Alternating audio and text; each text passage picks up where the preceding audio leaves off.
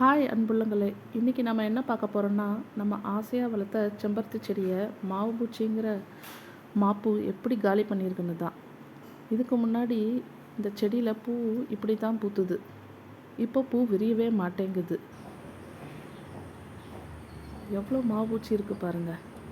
மாப்பு உனக்கு வைக்கிற ஆப்புன்னுட்டு நம்ம ஆப்ரேஷன் செம்பாவை எக்ஸிக்யூட் பண்ணலாம். இவங்களை கண்ட்ரோல் பண்ணுறது கொஞ்சம் கஷ்டம்தான். சத்திரியனாக இருக்கிறத விட சாணக்கியனாக இருக்கணும்.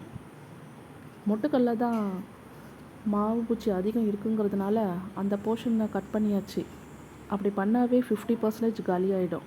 நெக்ஸ்ட்டு செடியை நல்லா தண்ணியை விட்டு கழுவணும். அதில் 40% காலியாகிடும். மிச்சம் 10% தான். இவங்களுக்கு மட்டும் காலி பண்ணால் போதுங்க. அதை நம்ம பார்ட் 2 வீடியோவில் பார்க்கலாம். பாய்.